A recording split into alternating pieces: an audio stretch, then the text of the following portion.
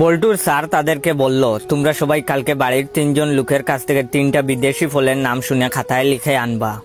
বল্টু বাড়িতে গিয়ে বাবাকে জিজ্ঞেস করলো, বাবা একটা ফলের নাম বলো তো। বাবা বললেন, তোর এইসব আজাইরা পেঁচাল শোনার সময় নাই। বল্টু এটা লিখে নিল।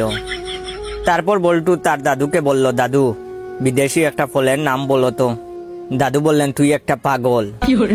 বল্টু তাও লিখে নিল।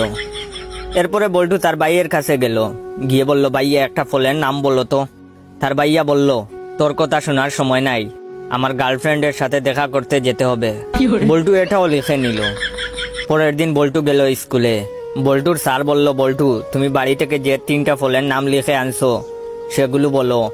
বল্টু বলল, তোর এইসব আজাইরা পেঁচাল শোনার সময় নাই। স্যার রেগে গিয়ে বললেন, কি তুই আমাকে চিনিস?